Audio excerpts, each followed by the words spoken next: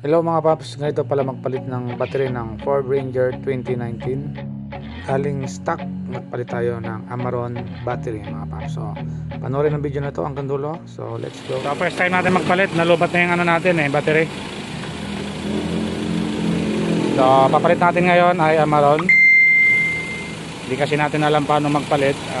Medyo maraming sanga-sanga yung Ford. Kaya tinawag na natin sa service ng Amaron.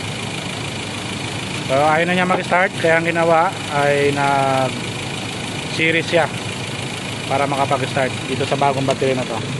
So ganito lang pala magtanggal, medyo mahirap lang konti. Kaya mo ba? Mag-isa? Kaya. Kaya naman pala mag-isa ni Sir James. Kaya ayoko tanggalin kasi hindi ko kaya eh.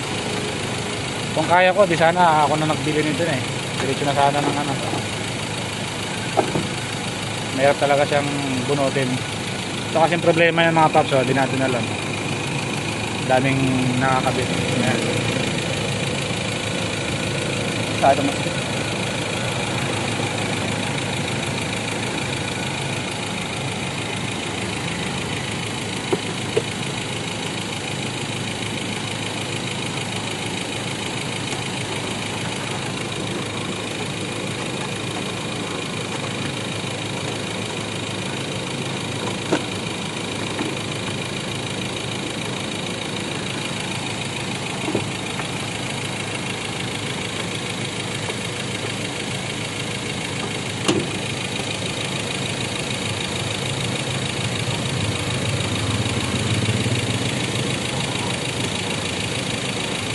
Pero pag napalitan ng bago, medyo maluwag na yan.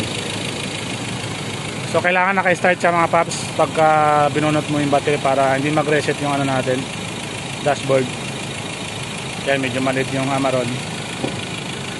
Pero yung spec nito halos parehas lang sa mga gustong magpa dyan, deliver kahit saan pwede. Kahit saan pwede tayo, diba? Metro Manila. Oo, pwede Metro Manila. So ilang araw ko na hindi nakagamit si Ford kasi ayaw na nga mag-start. So panay start click lang, ayaw mag-diretso. So ito, battery problema. Magpalit tayo ng battery. So mamaya subukan natin kung mag-go one click na lang.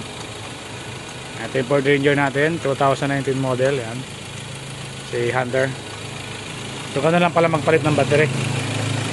Yan kasi yung positive maraming yan lang ba ginagalaw dyan? Ito lang. Sila yung pinakabitan ng terminal? Oo. Patay na. Sige. Patayin na natin. Okay, inoff muna natin yung natin. So mamaya tingnan natin yung dashboard kung may pagbabago. Alright. Patay na yun. Kinakabit na yung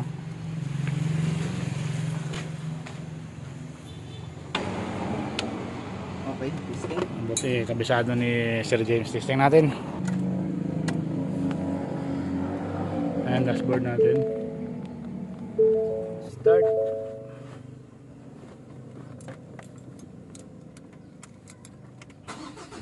Yun. One click. May nagbago. Ayan, ganun pa rin. Tapos yung time, di naman nabago yung time. Alright. So okay sa mga paps. Ganun lang. Boss, yung natin, bagong lagay na battery. Sabi mo, pag yung system okay yun, katorte. So mamaya testing din natin yung isa, tingnan natin kung talagang sila na rin. Ayun testing mo nga yung isa.